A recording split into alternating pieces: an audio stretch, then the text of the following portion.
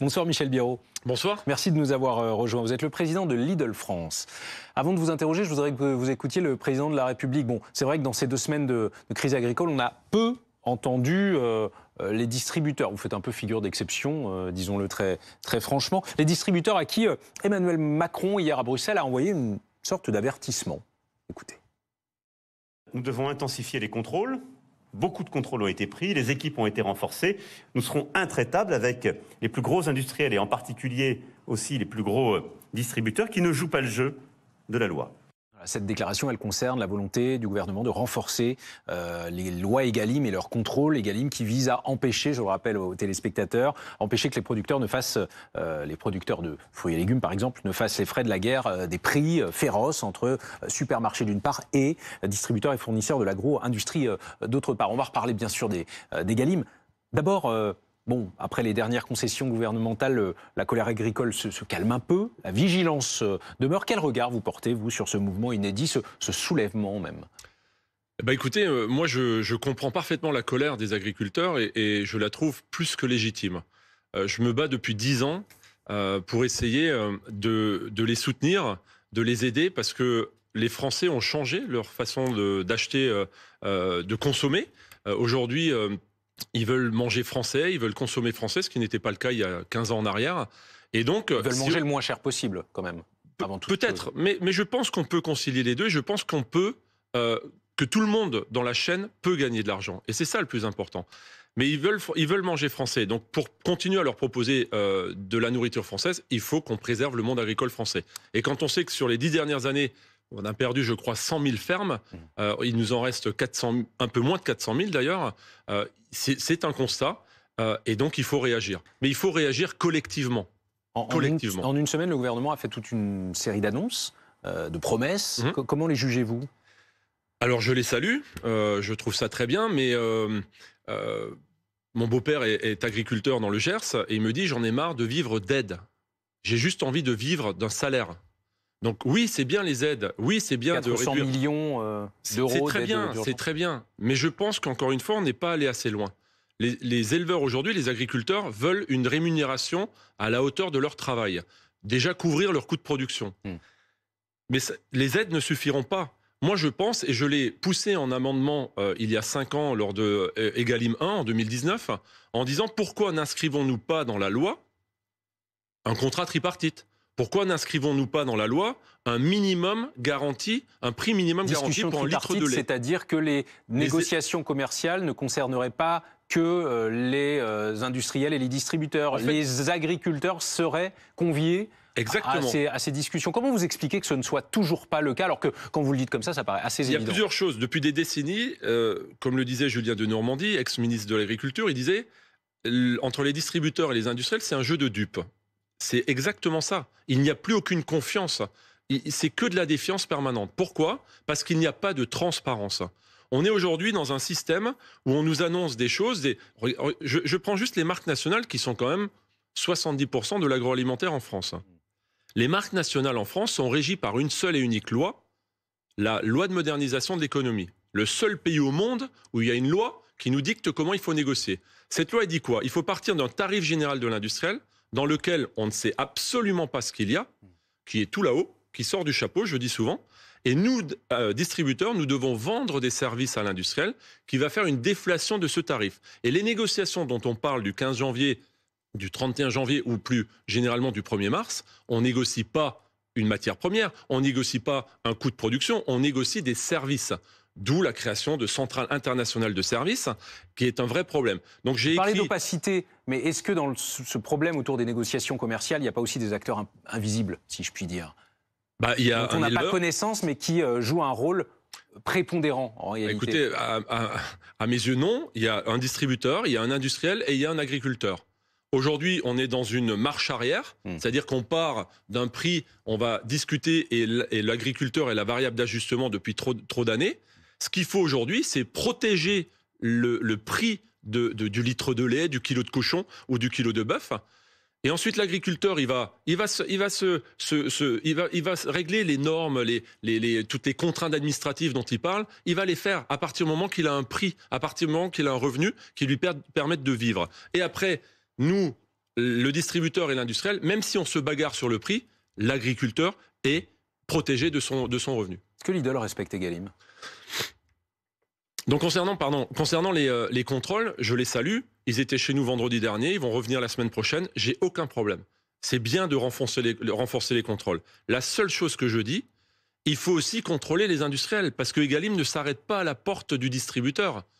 Si moi je respecte Egalim et que dans mon contrat j'inscris la matière première agricole, je la sanctuarise, c'est ce que Egalim souhaite, il faut aussi aller contrôler les industriels. Est-ce que eux reversent ce que nous on a décidé ensemble à l'éleveur ou à l'agriculteur? Et c'est là. Donc quand vous avez dans Egalim, quand je dis qu'elle est imparfaite cette loi, vous avez aujourd'hui dans Egalim 3 options.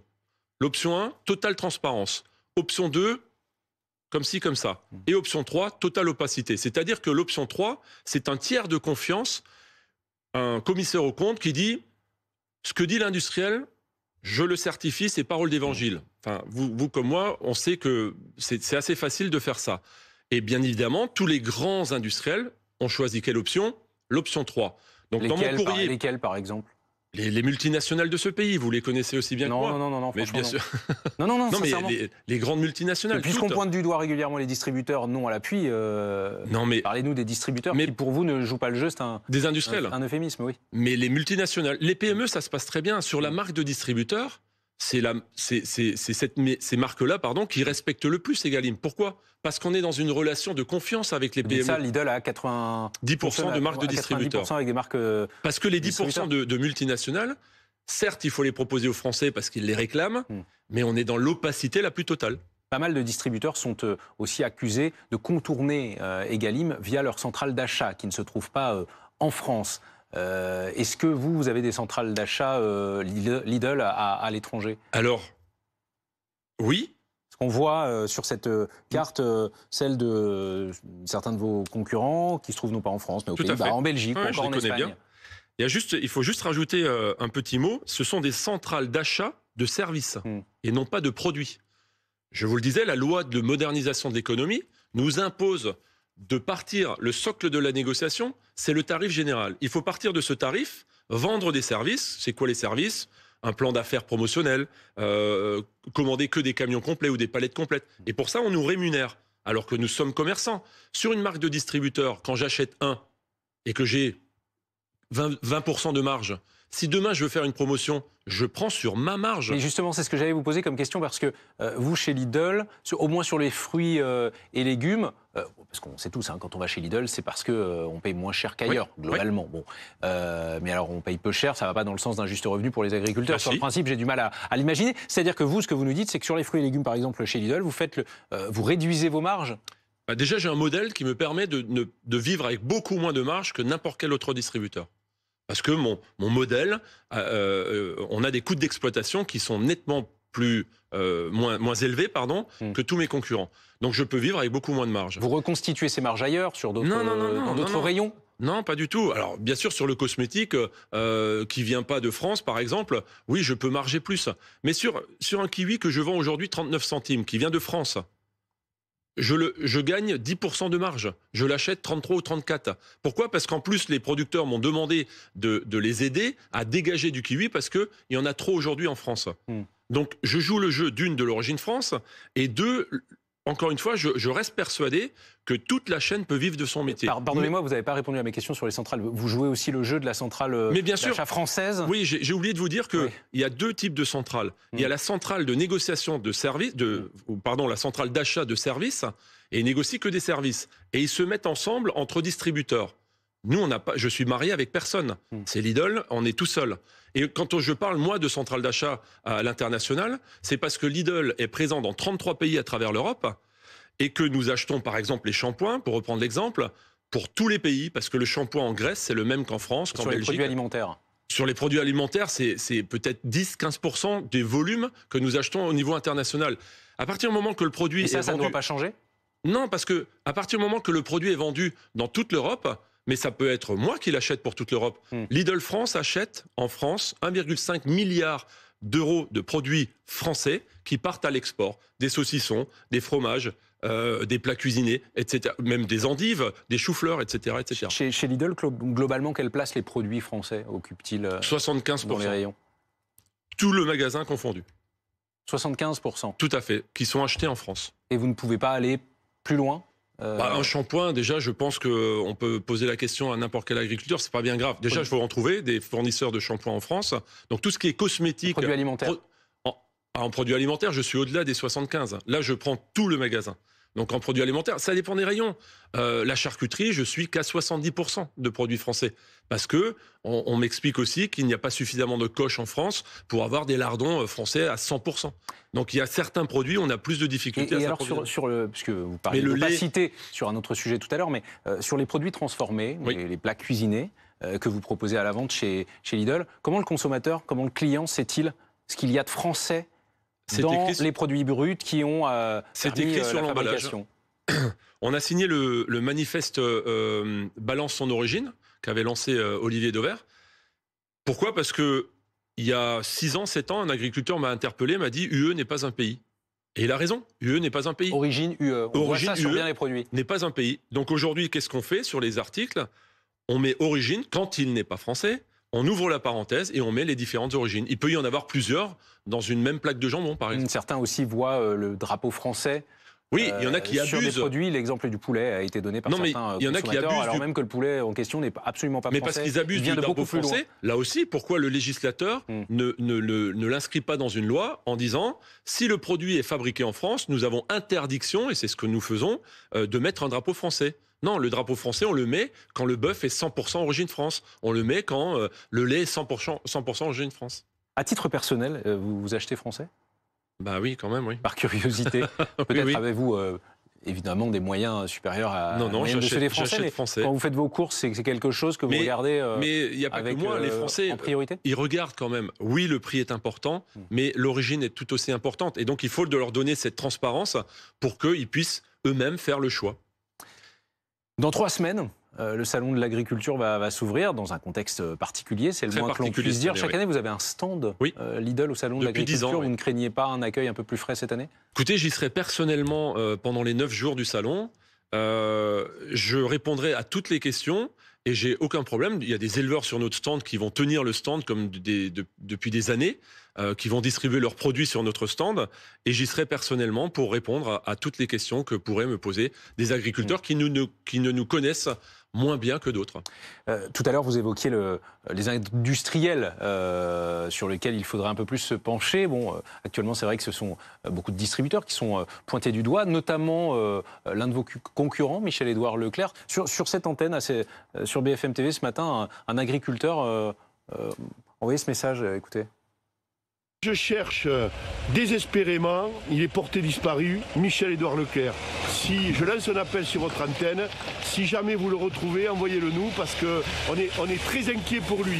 Le pompier pyromane a disparu. On lui reproche de tenir un discours d'hypocrite où il dit « je lutte contre l'inflation » et en même temps, il fait baisser les prix, évidemment, à la production et aux producteurs de ce qu'il achète, et en même temps, il élargit sa marge.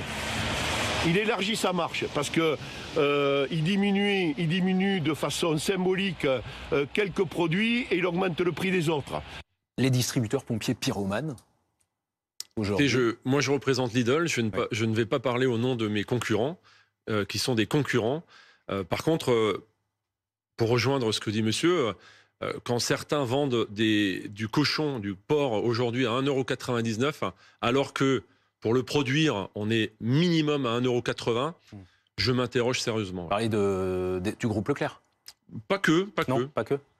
Mais je m'interroge. Et c'est clair qu'en vendant à 99, même si c'est légal, ça peut pas satisfaire un agriculteur ou un éleveur de porc. Bien évidemment, Michel-Édouard Leclerc est le bienvenu sur ce plateau. Hein. Il était notre invité il y a quelques semaines de cela. C'est vrai qu'il est aux abonnés absents depuis 2 semaines maintenant. L'inflation, pour terminer, tout de même, Michel Biérot, petit sujet, comme ça, en passant. Les prix en rayon. Cette semaine, les négociations commerciales entre industriels et distributeurs ont pris fin. Chez Lidl, est-ce que les prix vont baisser très vite? Alors, l'inflation, donc les prix ont augmenté de 20% sur les 2 dernières années. Le revenu des agriculteurs, lui, n'a pas bougé. Donc, les prix peuvent baisser, Alors, ils vont pas baisser de 20%, mais chez Lidl, les prix vont baisser. De combien? Sur tout ce qui est PME, ETI, donc ça veut dire que les négociations des marques de distributeurs, on est sur du -2, -3. Mais à la caisse, sur le ticket -2, de -3. caisse. -2, -3, d'ici à combien de temps? Moi, quand l'industriel m'accorde 3% de baisse, je les répercute immédiatement en caisse. Dans combien de temps? Là, c'est déjà le cas depuis. Mais en fait, il faut comprendre que la marque de distributeur ne se négocie pas le 15 janvier ou le 1er mars, qui est la loi LME, la loi de modernisation de l'économie, pardon. Elle se négocie tout au long de l'année. Donc chaque fois que j'ai une baisse, je l'applique. Les multinationales qu'on a dû conclure, les grandes marques, au 31 janvier, on est plutôt sur +2, +5. Merci Michel Biérot. Merci à vous D'avoir accepté notre invitation.